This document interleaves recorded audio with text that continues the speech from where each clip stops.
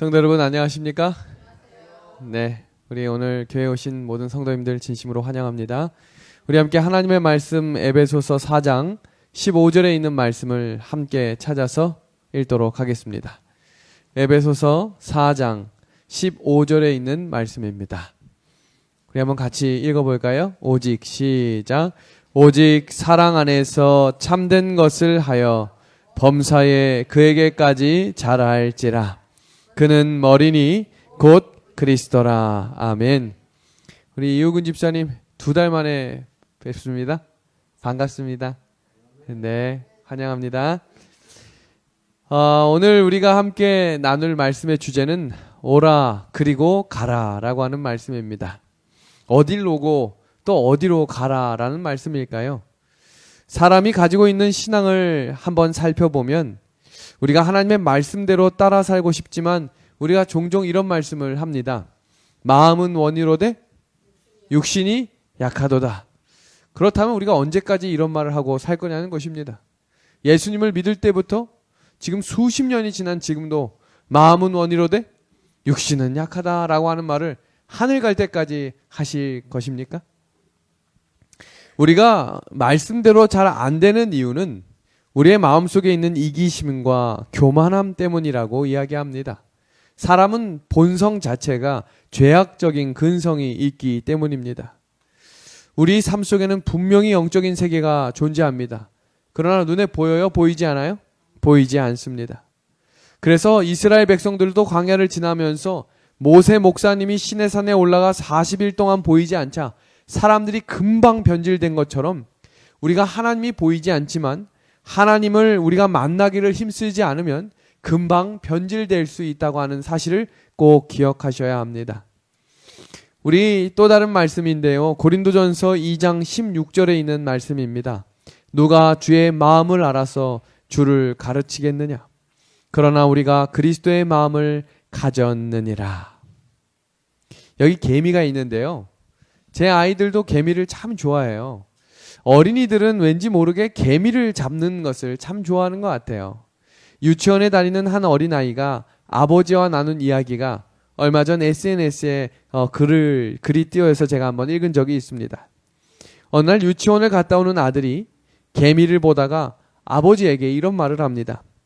아빠, 개미가 너무 자기보다 큰 짐을 가지고 가는데 내가 좀 도와주면 안 될까? 잠깐 들어서 올려주면 아주 큰 도움이 될 것 같은데. 근데 아빠가 이렇게 대답합니다. 개미는 너의 마음을 잘 몰라서 너를 만지고 개미를 도와주려고 하는 그 순간 아마 천지가 개벽하는 줄 알고 기절할지도 몰라. 너가 개미를 도와줄 수 있는 유일한 방법은 너가 개미가 되는 방법밖에는 없단다. 그런데 개미가 될 수 있어요, 없어요? 절대로 없지요. 그런데 하나님이 사람의 마음을 아실까요? 사람이 하나님의 마음을 알까요? 모를까요? 몰라요. 사람이 하나님의 마음을 몰라요. 왜 모를까요? 우리는 하나님이 될 수 없기 때문이에요. 그런데 하나님은 사람의 마음을 알 수 있어요? 없어요? 아세요. 왜요? 사람이 되셨기 때문이에요. 사람이 언제 외롭고 언제 유혹을 당하고 언제 시련을 받고 언제 고통을 당하며 아프는지를 하나님은 아셔요. 그래서 예수님이 성육신 하셨다라고 하는 것은 사람이 개미가 될 수 없는 것보다 더 어려운 일이에요. 하나님이 사람이 되었다는 것입니다. 그래서 성경은 우리에게 뭐라고 이야기하냐면 하나님의 마음을 알 때 우리가 하나님을 닮아갈 수 있다고 성경을 통해 우리에게 가르쳐주고 계신 것입니다. 그래서 우리가 변화될 수 있는 방법 중에 하나는 성경에 나타난 하나님의 마음을 배우고 알아갈 때 우리의 삶 속에 진정한 변화가 시작된다는 것입니다. 근데 예수님께서 성경에서 직접적으로 명령하신 장면이 있는데 오늘 그 장면을 함께 살펴보겠습니다. 오라 그리고 가라 라고 하는 말씀입니다. 마태복음 11장 28절 29절입니다. 수고하고 무거운 짐진 자들아 다 내게로 오라. 내가 너희를 쉬게 하리라. 나는 마음이 온유하고 겸손하니 나의 멍에를 메고 내게 배우라. 그리하면 너희 마음이 쉼을 얻으리니. 마태복음 28장 19절에서 20절 말씀이죠. 우리 이 구절 한번 같이 읽어주시겠습니까? 너희는 시작. 너희는 가서 모든 족속으로 제자를 삼아 아버지와 아들과 성령의 이름으로 침례를 주고 내가 너희에게 분부한 모든 것을 가르쳐 지키게 하라. 볼지어다 내가 세상 끝날까지 너희와 항상 함께 있으리라 하시니라. 아멘. 예수님이 두 가지 명령을 하셨는데 두 가지 명령 첫 번째는 뭐라는 거예요? 오라는 것입니다. 이 오라라고 하는 것은 쉼을 허락하신다는 것입니다. 내가 너희를 쉬게 하겠다라고 하는 것은 다른 말로 이야기하면 구원을 내가 보증한다라는 말입니다. 이 보증 없이 그냥 오라고 초청하시는 것이 아닙니다. 두 번째, 가라라고 하는 이 명령은 내가 너희와 함께 하겠다라는 것입니다. 이 말은 너희끼리 가서 알아서 하라는 것이 아니라 내가 너희와 함께 하겠다. 다른 말로 이야기하면 내가 능력을 주겠다는 것입니다. 그러니 우리는 두 가지 명령, 오라라고 하는 명령과 가라라고 하는 이 명령에 예수님의 마음을 이해할 수 있는 믿음이 필요한 것입니다. 여기 한번 그림을 보시겠습니까? 그림은 그림인데 조금 이상한 그림입니다. 무엇이 이상하세요? 얼굴이 이상하죠? 지금 얼굴은 어른인데 몸이 어때요? 어린이죠. 그 다음에 엄마가 대부분 이렇게 안고 있어야 되는데 엄마는 어디 갔는지 모르겠고 아빠가 굉장히 인상을 찌푸리며 서 있습니다. 애들 얼굴이 늙었습니다. 그런데 저렇게 속을 썩이는 것입니다. 오래 묵은 교회, 오래 묵은 성도들이 뭐 하려고만 하면 뭐라 그래요? 발목을 잡습니다. 다 해봤다고 이야기합니다. 해봤더니 된다 안 된다? 안 되더라는 것입니다. 하지 말라는 것입니다. 딴지를 걸고 방해하는 교회를 상징하는 그림이 바로 이 그림입니다. 뭐를 하려고 하면 그 바지끄댕이를 잡는 것입니다. 또 뭔가 하려고 하면 뒤로 넘어져서 아유 안 된다고 소리를 지는 것입니다. 하나님을 오래 믿고 신앙을 하면 고상하고 지혜로운 사람이 되어야 하는데 왜 저렇게 변하는 것일까요? 신앙을 잘못하면 사람이 이상해질 수 있습니다. 이상하게 고집이 세지고 자기가 하는 일은 죽도록 충성하는데 하나님의 일에는 더 이상 충성을 하지 않는 것입니다. 그리고 독선이 생깁니다. 내 생각과 다르면 틀리다고 이야기합니다. 예언의 신도 성경도 많이 알기 시작하면서 성경은 실천하지 않으며 남을 비난하고 비평하는데 그 말씀을 사용하기 시작합니다. 교회 증언 4권에 나온 말씀입니다. 하나님께서는 그분의 종들에게 게으르게 묻어버리거나 낭비하도록 하기 위해서가 아니라 그분의 영광을 위해 사용하도록 능력과 달란트를 주셨다. 그분은 다른 사람들에게 전달하도록 하기 위해서 그들에게 빛과 그분의 뜻에 대한 지식을 주셨다. 다른 사람에게 나누어 줌으로써 우리는 빛의 산 통로가 된다. 우리 붉은 글씨 한번 같이 읽어주시겠습니까? 시작. 우리가 영적인 힘을 사용하지 않으면 환자들이 오랫동안 활동하지 않고 누워 있으므로 사지가 연약하게 되는 것처럼 우리는 쇠약하게 될 것이다. 힘은 사용함으로 생긴다. 혹시 어디가 부러지시거나 어디에 금이 가셔서 기부스를 하신 적이 있으신가요? 제 동료 중에, 제 친구 중에 다리가 부러져서 기부스를 한 친구가 있었는데 아주 큰 다리가 부러져서 수술을 했었어요. 그렇게 6개월 정도 기부스를 하고 있으니까 기부스를 딱 풀었는데 어떻게 됐냐면 한쪽 다리는 여전히 굵은데 한쪽 다리가 굉장히 얇아진 것입니다. 왜요? 근육은 사용하지 않으면 없어지기 때문입니다. 신앙의 근육도 이와 같습니다. 하나님께서 신앙의 근육을 사용하라고 하셨는데 그냥 교회만 왔다 갔다 하는 데만 내 신앙이 급급하기 시작하면 어느 순간 모든 일이 다 남의 일처럼 여겨지고 그냥 교회에 나오는 것만으로도 나는 참 감사하다라고 하는 순간 우리의 삶이 아까 보셨던 그림처럼 얼굴은 늙은이가 됐는데 몸은 여전히 어린아이가 될 수 있다는 것입니다. 그리스도인에게는 전도 사명이 있습니다. 얼마 전 개신교회뿐만 아니라 재림교회 내에서도 전도를 할 의향이 있습니까? 혹은 전도를 해보신 적이 있습니까? 라고 하는 퍼센테이지가 나왔는데 개신교에서는 약 7% 내에만 전도를 해본 적이 있고 앞으로 전도할 계획이 있다라고 하는 결과가 나왔습니다. 그럼 재림교회면 많이 다를까요? 나의 신앙을 한번 되돌아보는 시간을 가지며 하나님이 왜 오라고 하셨고 왜 가라고 하셨는지에 대해서 오늘 이 저녁 한번 깊이 생각해 보면 좋겠습니다. 요한복음 1장 23절의 말씀입니다. 가로되 나는 선지자 이사야의 말과 같이 주의 길을 곧게 하려고 광야에서 외치는 자의 소리로라 하니라. 이거 누가 한 말이죠? 침례 요한이 한 말입니다.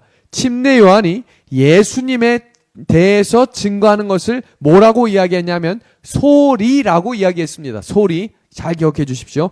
누가복음 2장 10절에 나온 말씀입니다. 천사가 이르되 무서워 말라. 보라 내가 온 백성에게 미칠 큰 기쁨의 좋은 소식을 너희에게 전하노라. 예수님이 오신 사실을 뭐라고 이야기하고 있죠? 기쁜 소식이라고 이야기합니다. 기쁜 소식, 좋은 소식은 다른 말로 이야기하면 복음입니다. 예수님이 오셨다는 사실이 복음이라면 다시 오실 예수님을 전하는 것 또한 복음일까요? 그렇습니다. 죽은 사람을 다시 살릴 수 있다라고 하는 이 소식이 복음인가요? 복음입니다. 그렇다면 말씀은 무엇인가 보겠습니다.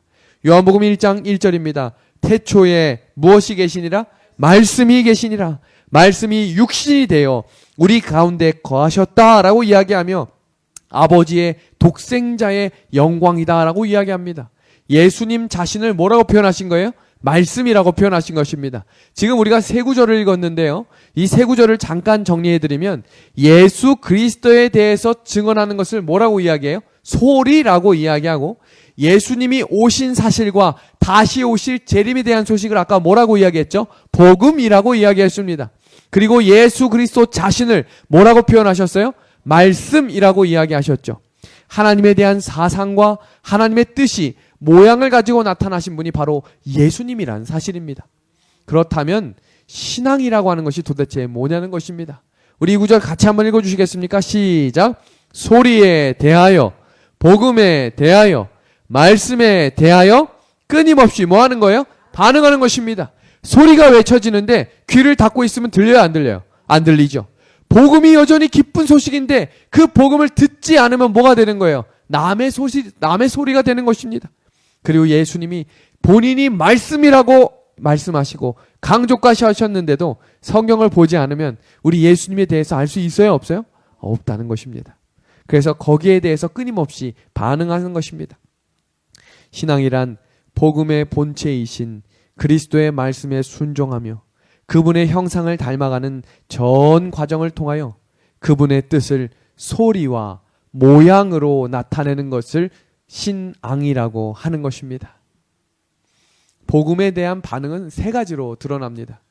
첫 번째는 증거입니다. 두 번째는 증인이 되는 것입니다. 세 번째는 증언을 이야기하는 것입니다. 이걸 좀 자세하게 좀 설명을 드릴게요.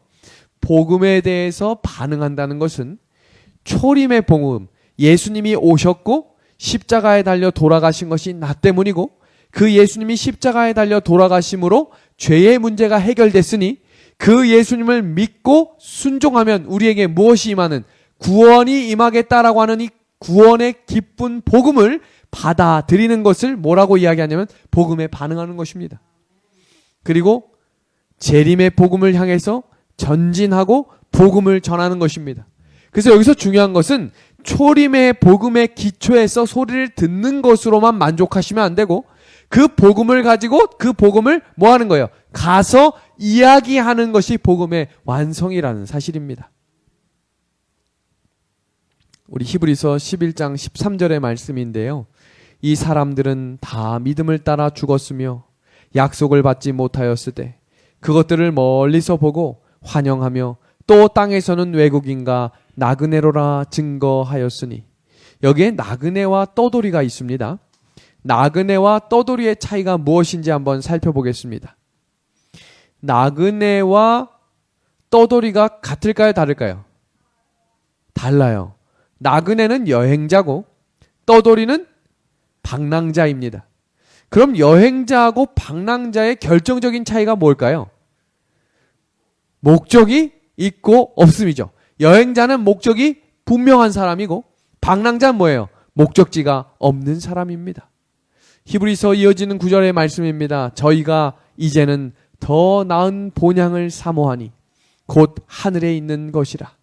그러므로 하나님이 저희 하나님이라 일컬음을 받으심을 부끄러워하지 아니하시고 저희를 위하여 한 성을 예비하셨느니라. 그러면 우리는 나그네예요, 방랑자예요?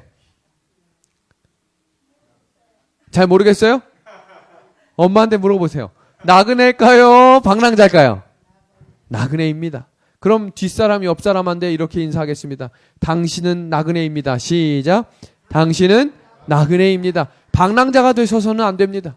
어디로 가야 될지 모르고 그냥 오늘 하루에 급급하며 사는 사람이 아니라 목적지가 분명한 사람이 되어야 되는 것입니다. 나그네의 정신은 더 나은 본향을 사모함으로 준비하는 것입니다. 그러면 뭘 준비하며 사는 걸까요? 재림을 준비하며 사는 나그네가 되어야 합니다.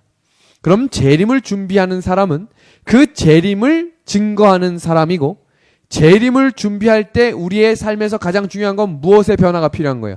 품성의 변화가 필요하며, 재림을 선포하는 복음 전도하는 사람의 삶 속에 품성의 변화가 일어나겠다고 강조하고 있는 것입니다. 여기서 중요한 것은 재림을, 우리 한번 따라하겠습니다. 재림을 준비하는 것이 품성의 변화이고, 재림을 선포하는 것이 복음을 전도하는 것입니다. 그럼 이 말은 다른 말로 이야기하면 복음을 전도할 때 품성이 변화된다는 말이에요. 그럼 품성이 변화되지 않는 이유는 뭘까요? 예수님께 오는 건 좋아요. 무겁고 수고하고 무거운 짐진 자들아 다 내게로 오라라고 하면, 아 맞아요, 전 무거운 짐이 있습니다 라고 하면서 오긴 오는데 뭐 하지 않는 거예요? 가지는 않는 것입니다.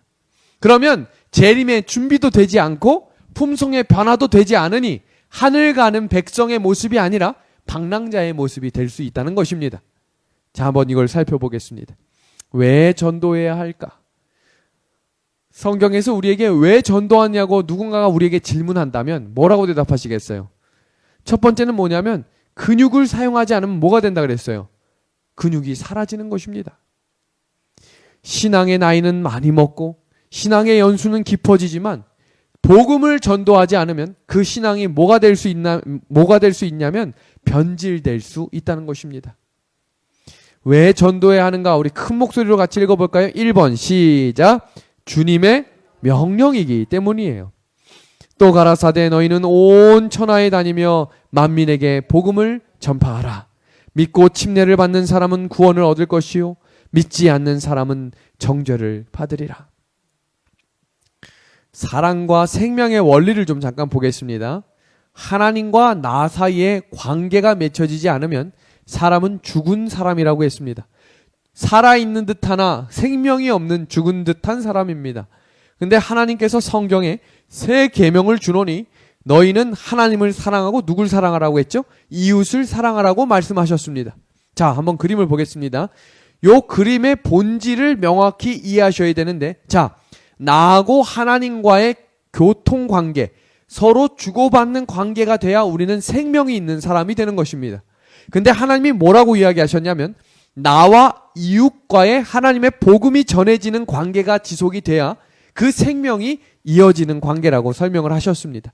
고린도후서 5장 18절의 말씀입니다. 같이 읽어볼까요? 모든 것이 시작. 모든 것이 하나님께로 나니 저가 그리스도로 말미암아 우리를 자기와 화목하게 하시고 또 우리에게 화목하게 하는 뭘 주셨어요? 직책을 주셨어요. 하나님이 각자에게 주신 직책이 있는데 무슨 관계요?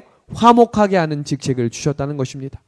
그래야 서로가 서로에게 교류하고 관계를 맺고 서로에게 사랑을 나눌 때 이 사랑이 무엇의 역할을 하냐면 생명과 생기의 역할을 하는 것입니다. 그러니 우리에게 복음을 증거할 수 있는 사람을 달라고 기도하셔야 합니다. 구도자를 달라고 기도하셔야 합니다. 교회를 단순히 오는 것에 만족을 하시면 뭐가 된다고요? 신앙의 변질이 되는 것입니다. 말하기를 좋아하는 것입니다. 남에 대해 비평하는 것을 좋아하는 것입니다. 우리의 삶 속에서 자꾸 내 생각이 비판적이게 된다라는 것이 생각이 되시면 내가 뭐하지 않고 있기 때문이라는 걸 생각하셔야 돼요. 하나님의 명령대로 가지 않기 때문입니다. 복음을 들고 나가라고 하셨는데 아유 하나님 내가 지금 바쁜데 어딜 가요. 하나님 지금 내 신앙 지키기도 버거워요. 하나님 지금 나도 하나님과 끊어지기 직전입니다. 그때 기억하셔야 될 건 복음을 들고 누군가한테 이야기할 수 있는 사람이 있어야 나와 하나님과의 관계가 더 끈끈해질 수 있다는 사실을 기억하셔야 합니다. 두 번째, 하나님께서 왜 전도하라고 하셨냐면 품성 변화의 지름길이기 때문입니다. 우리 붉은 글씨를 잘 보세요. 하나님께서는 우리의 도움 없이도 죄인을 구원하시는 당신의 목적을 이루실 수 있으셨다요. 그러나 그리스도의 품성과 같은 품성을 개발시키기 위해서 우리는 그의 사업을 분담해야 한다.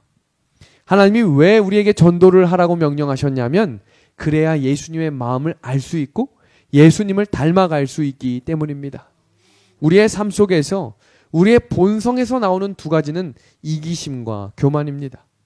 하나님의 종이라고 공언하는 자들이 범하는 실수 중 많은 것들은 그들의 이기심과 인정을 받으려는 그들의 욕망과 인기를 얻고자 하는 그들의 갈망의 결과입니다.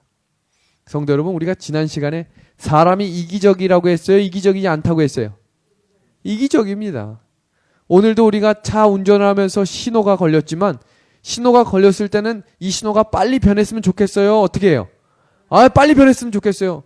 춘천 신호가 왜 이렇게 긴지 모르겠어요. 걸리면 3분이에요. 마음이 막 불안해요. 왜 이렇게 안 바뀔까? 그런데 제가 신호등을 건널 때는 신호가 길었으면 좋겠어요? 짧았으면 좋겠어요?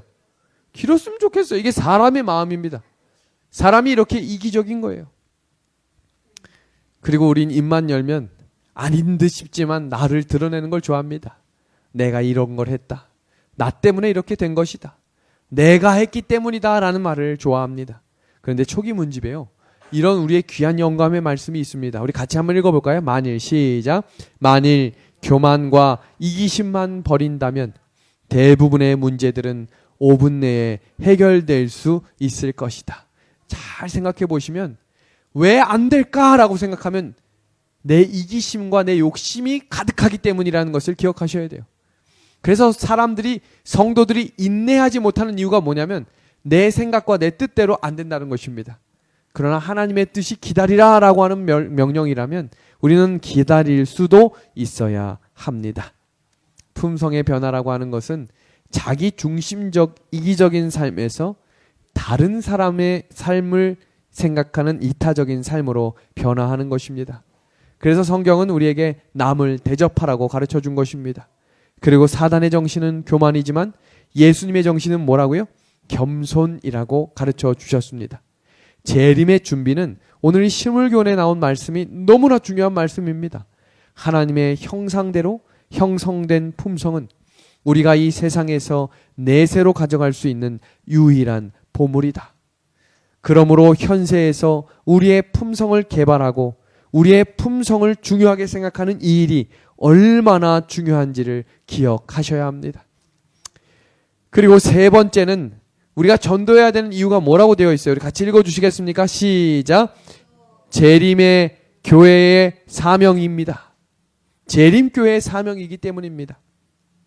새 천사의 기별을 여러 번 설명을 드렸지만 우리 계시록 14장 6절에서 7절에 있는 말씀을 같이 좀 보겠습니다. 또 보니 다른 천사가 공중에 날아가는데 땅에 거하는 자들 곧 여러 나라와 족속과 방언과 백성에게 전할 영원한 복음을 가졌더라. 그가 큰 음성으로 가로되 하나님을 두려워하며 그에게 영광을 돌리라. 이는 그의 심판하실 시간이 이르렀음이니 하늘과 땅과 바다와 물들의 군원을 만드신 이를 경배하라 하더라. 재림교회를 만드시고 세우신 사명은 하나님의 이 마지막 사명을 뭐하라고요? 가서 전하라고 세워주신 것입니다. 성경을 백독하신 한 목사님이 계셨습니다. 이분은 원래 검사 출신이신데요. 이 검사 활동을 하다가 이 법원에서 검사를 하셨는데 검사로 지내다가 하나님을 만나고 목사가 되셨어요. 그런데 목사가 된 다음에 너무 과로해서 뇌경색이 왔습니다. 그리고 더 이상 일을 할 수 없어서 시골로 들어가 요양원에 요양을 하게 되었습니다. 그리고 요양하는 기간 동안 다른 책은 일체 보지 않고 성경만 읽기 시작합니다. 너무나 바쁘게 지내다가 목사였지만 본인 스스로 성경을 읽지 못한 것을 깨닫게 된 것입니다. 성경을 100번 읽고 나서 자신이 쓴 책에 치명적인 오류가 있다는 것을 발견하게 됩니다. 기독교에 관련된 서적을 쓰셨어요. 목사가 된 이후에. 근데 치명적인 오류를 발견했는데 우리 성도님들께 제가 질문해 볼게요. 장로교, 침례교, 성공의 여러 감리교회하고 재림교회하고 눈에 보이는 가장 결정적인 차이가 뭐라고 생각하세요? 토요일하고 일요일이죠. 그렇다면 눈에 보이지 않지만 더 치명적인 차이가 하나 있어요. 그게 뭔지 혹시 아시나요? 눈에 보이는 건 토요일하고 일요일인데 눈에 보이지 않는 정말로 다른 한 가지가 있어요. 재림. 아주 근접해졌습니다. 뭘까요? 아주 근접해졌습니다. 힌트를 드릴까요? 힌트를 드리면 장례식과 아주 긴밀한 연결이 있습니다. 침례? 더 가까이 오셨어요. 뭘까요? 부활? 거의 다 왔습니다. 뭘까요? 구원! 거의 다 왔습니다. 뭘까요? 거의 다 왔어요. 거의 다 왔어요. 장례식, 구원, 부활, 이거 아주, 뭐예요? 영원한 생명 거의 다 왔어요. 앞 글자가 비슷한데? 영혼불멸입니다. 일반 개신교에선 사람이 죽으면 뭐라고 이야기해요? 바로 영혼이 나와가지고 천당 가든지 지옥 가든지. 제가 아는 이 동료 친구 중에 장례식을 간 적이 있는데 이제 개신교회를 장로교회를 다닌 거예요. 근데 그 장례식을 인도하시는 목사님이 하간 예배할 때 뭐라고 설교하시는지 아세요? 네, 지금 이 고인은 새 예루살렘 성문에 도달했습니다 하는데 막 거기 있는 모든 분들이 아멘 하시는 거예요. 근데 우리 재림교회는 장례할 때 뭐라고 이야기해요? 지금 이 고인이 잠들었습니다 라고 이야기하죠. 그리고 언제 다시 만나자? 예수님 재림하실 때 다시 만나자 이야기합니다. 그런데 장로교회를 개신교회를 출석하시는 많은 분들이 궁금증을 갖는 한 가지가 있어요. 그게 뭐냐면 이미 하늘에 다 갔는데 굳이 뭐하러 재림이 필요하냐는 것입니다. 맞아요? 틀려요? 그 생각 안 해보셨죠? 많은 감리교 개신교회에서 자 보세요. 하늘에 이미 갔어요. 그럼 예수님 뭐하러 오세요?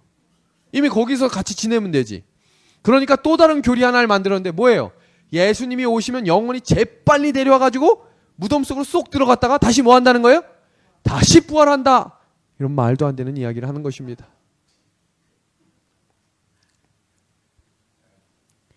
성도 여러분, 이 목사님이 그 사실을 성경을 100번 읽고 깨달았다는 거예요.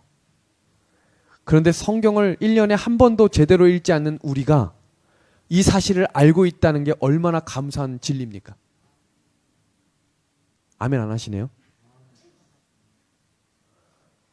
어떤 목사님은 성경을 100번 읽어가지고 그 진리를 깨달았는데 우리는 성경을 가끔씩 읽는데도 이 진리를 알고 있다는 건 감사한 일입니까?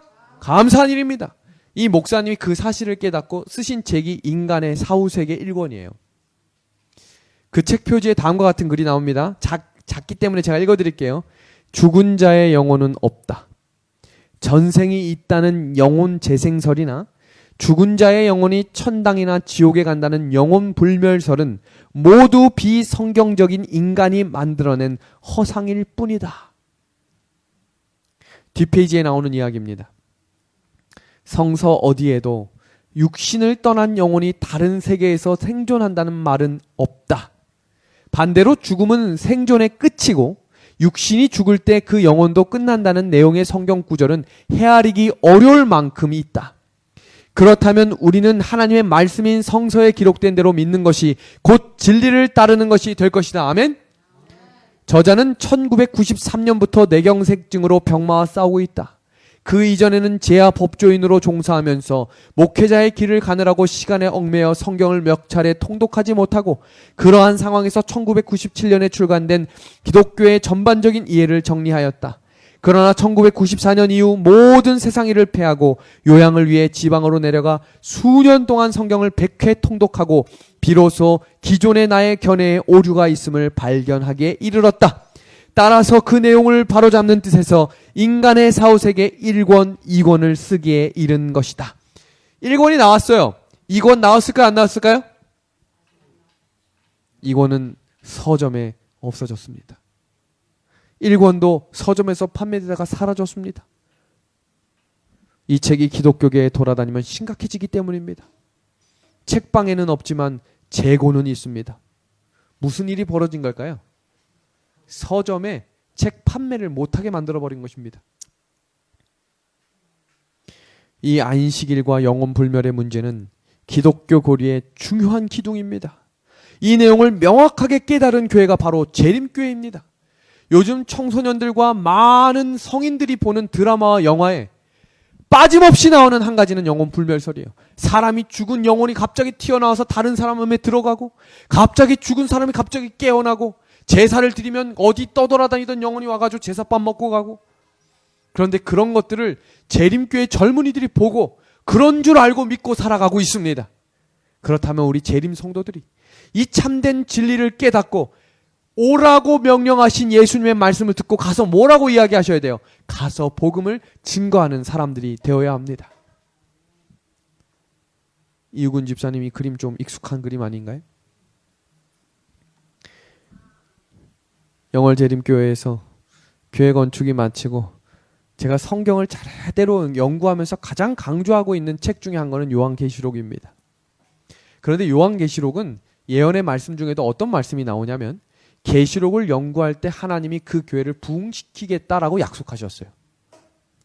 그런데 이 내용 중에 요한계시록을 연구할 때 정말로 거짓말처럼 그 현수막을 보고 개신교회 한 분이 그냥 길을 가다가 예배 시간에 들어오신 거예요.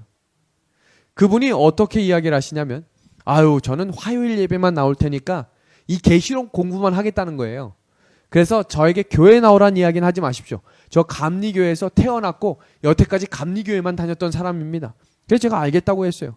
그렇게 4개월 동안 화요일만 참석을 하시다가 5개월째 되는 때부터 금요일 저녁에 오시기 시작하시더니 6개월째 되는 때부터는 토요일 예배에 참석하시고 7개월째 되는 때부터는 토요일 오후 제자훈련까지 참석하시다가 8개월 동안 한 번도 빠짐없이 참석하시다가 3월 7일 침례식에 침례를 받게 되셨습니다. 그리고 그 일이 있은 후 얼마 안 있어서 또 다른 한 분이 그 예배에 참석하시기 시작했어요. 그리고 똑같은 과정을 반복하면서 저는 무교기 때문에 그냥 아내 따라 교회만 다니는 거니까 저에게 교회 다니란 말씀을 하지 마세요. 그런데 제대로 성경을 공부하고 영혼불멸설, 안식일교리, 여러 재림교회 기둥교리들을 하나하나씩 배우시고 난 이후에 8개월이 지난 이후에 이분도 침례를 받으셨어요. 성도 여러분, 하나님의 말씀, 이 진리는 정말 위대한 힘이 있습니다. 나는 연약하고 나는 부족하고 나의 입술은 아무것도 사람을 변화시킬 수 없지만 우리의 입술을 열어서 있는 성경의 내용을 그대로 전하기만 해도 준비된 영혼을 하나님이 변화시켜 주실 것입니다. 어떤 사람은 그 진리를 100번 성경을 읽어서 깨달았는데 우리는 지금 이 저녁에 그 진리를 알고 있다는 그 진리 하나만으로도 하나님께 감사할 수 있지 않으시겠습니까? 그 예수님이 오셨고 또 오실 것입니다. 그 진리를 알고 있는 재림 성도들, 그 말씀을 증거하는 성도들이 되기를 이 시간 간절히 소망합니다. 오늘 말씀을 마무리하면서 시대의 소망에 나온 말씀을 읽고 오늘 말씀을 줄이겠습니다. 우리가 우리를 위한 그분의 크신 희생을 깊이 생각할 때에 그분에 대한 신뢰는 더욱 굳어질 것이며 우리의 사랑은 격발되고 더욱 그리스도의 정신에 깊이 물들게 될 것이다. 성도 여러분, 매일 아침 성경을 들으시길 바랍니다.